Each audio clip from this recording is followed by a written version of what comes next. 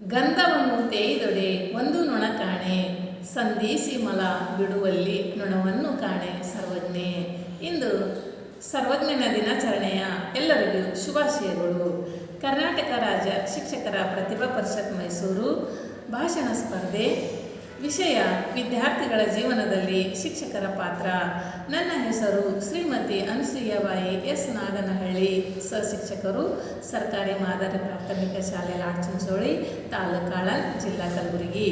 ಅಂದಿನ ಕಾಲದಿಂದ ಇಂದಿನ ಕಾಲದವರೆಗೂ ವಿದ್ಯಾರ್ಥಿಗಳ ಜೀವನದಲ್ಲಿ ಶಿಕ್ಷಕರ ಪಾತ್ರ ಬಹಳ ಮಹತ್ವದಾಗಿದೆ. ತಾಯಿ ಜೀವ ನೀಡಿದರೆ ಶಿಕ್ಷಕರು ಜೀವನ ರೂಪಿಸುತ್ತಾರೆ. ಎಲ್ಲ ಕಾಲದಲ್ಲಿಯೂ ಗುರು ಬಡಿದು ಝಂಕಿಸಿ ವಂದಿಸಿ ಬೈದು ಬುದ್ಧಿ ಕಲಿಸಿದರೂ ಶಿಕ್ಷಣದ ಗುಣಮಟ್ಟ ಕೆಲವೊಬ್ಬರಿಗೆ ಅಭಿವೃದ್ಧಿಯಾಗಲಿಲ್ಲ. ಆದ ಕಾರಣ ಭಾರತ ದೇಶದಾದ್ಯಂತ ಏಕರೂಪದ ಶಿಕ್ಷಣವನ್ನು ಜಾರಿಗೆ ಬಂದಿರುವುದು ತುಂಬ ಸಂತೋಷವಾಗಿದೆ. ಈಗಿನ ವಾಸ್ತವಿಕ ಗುರು ಮತ್ತು ಶಿಷ್ಯರ ಸಂಬಂಧ ಹೇಗೆ ಇರಬೇಕು ಎಂದು ಒಂದು ಸ್ವರಚಿತ ವಚನದಲ್ಲಿ ರೂಪಿಸಿದ್ದೇನೆ. ನಾಯಕತ್ವದ ಗುಣ ಗುರು ತೋರಿದಾಗ, ವೇದಿಕೆಯ ಮೇಲೆ ಮಾತಾಡಿದಾಗ, ಆಗಲಿ ಮಾ ಪ್ರಸಾದವೆಂದೇನಯ್ಯ. ಸಂಸ್ಕೃತಿ ಸಂಸ್ಕಾರ ಧರಿಸಿದಾಗ, ಕಲಿಕಾ ಹಬ್ಬ ಮಾಡುವಾಗ, ಆಗಲಿ ಮಾ ಪ್ರಸಾದವೆಂದೇನಯ್ಯ. ಗಣಕಯಂತ್ರ ಗುರು ಗ್ರಹಿಸಿದಾಗ, ಶಾಲೆಗೆ ಸ್ಮಾರ್ಟ್ ಕ್ಲಾಸ್ ಬಂದಾಗ, ಆಗಲಿ ಮಾ ಪ್ರಸಾದವೆಂದೇನಯ್ಯ. ಕೈ ತೋಟದ ಕಳೆ ಗುರು ತೋರಿದಾಗ, ರಸಗೊಬ್ಬರ ಸಸಿಗೆ ಹಾಕಿದಾಗ, ಆಗಲಿ ಮಾ ಪ್ರಸಾದವೆಂದೇನಯ್ಯ. ಸರ್ವಧರ್ಮದ ಸಹಿಷ್ಣುತೆ ಗುರು ಅರಿತಾಗ, ಭಾವೈಕ್ಯತೆ ಭಾವನೆ ತುಂಬಿದಾಗ, ಆಗಲಿ ಮಾ ಪ್ರಸಾದವೆಂದೇನಯ್ಯ. ಕಲಬುರಗಿ ಶರಣಬಸವೇಶ್ವರ ನಿನ್ನ ಸಮಭಾವದ ಸಮೃದ್ಧಿಗೆ ಬೆರಗಾದಿನಯ್ಯ. ಅಬ್ದುಲ್ ಕಲಾಂ ಹೇಳಿದಂತೆ ಶಿಕ್ಷಕರು ದೇಶದ ಬೆನ್ನೆಲುಬು. ಎಲ್ಲ ಆಕಾಂಕ್ಷೆಗಳನ್ನು ವಾಸ್ತವಿಕ ಪರಿವರ್ತಿಸಲು ಆಧಾರ ಸ್ತಂಭ. ವಿದ್ಯಾರ್ಥಿಗಳಿಗೆ ಪಠ್ಯ ಮತ್ತು ಪಠ್ಯೇತರ ಚಟುವಟಿಕೆಗಳು ಮಾಡುವುದರಲ್ಲಿ ಸರ್ವತೋಮುಖ ಬೆಳವಣಿಗೆ ಕಾರಣರಾಗುತ್ತಾರೆ. ನಿಷ್ಪಕ್ಷಪಾತವಾಗಿ ಎಲ್ಲ ವಿದ್ಯಾರ್ಥಿಗಳನ್ನು ಸಮನಾಗಿ ಕಾಣಬೇಕು.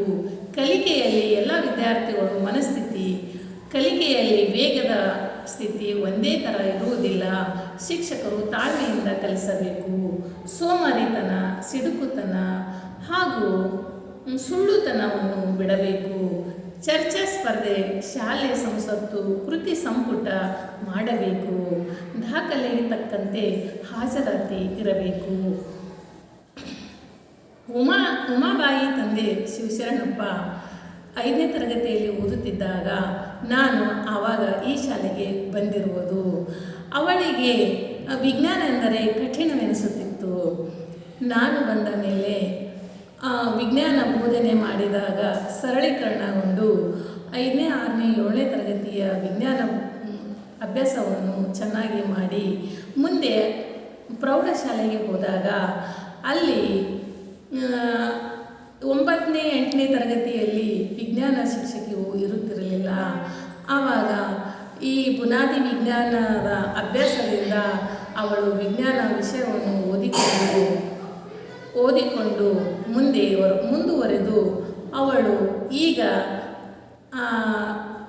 ತಡಿಬಿಡಿ ಶಾಪುರ್ ತಾಲೂಕು ಯಾದಗಿರಿ ಜಿಲ್ಲೆಯಲ್ಲಿ ಹೈಸ್ಕೂಲ್ ಟೀಚರ್ ಆಗಿ ಸೇವೆ ಸಲ್ಲಿಸುತ್ತಿದ್ದಾಳೆ. ಅವಳು ನನಗೊಂದು ಪತ್ರ ಬರೆದಿದ್ದಳು. ನಿಮ್ಮ ಹಾಗೆ ನಾನು ಟೀಚರ್ ಆಗುವ ಆಸೆ ಆಗಿತ್ತು ಮೇಡಮ್, ಅದಕ್ಕೆ ಆ ಆಸೆ ಇವಾಗ ಈಡೇರಿತ್ತು ಎಂದಾಗ ನನ್ನ ಜೀವನ ಸಾರ್ಥಕವಾಯಿತು. ಆನೆಯಷ್ಟು ಬಲ ಬಂದಂತೆ ಈಗ ಇನ್ನೂ ಹೆಚ್ಚು ಮಕ್ಕಳಿಗೆ ಕಲಿಸಬೇಕೆಂಬ ಉತ್ಸಾಹ ನನ್ನ ಎದೆಯಲ್ಲಿ ಮೂಡಿತು. ಜೈ ಹಿಂದ್, ಜೈ ಕರ್ನಾಟಕ.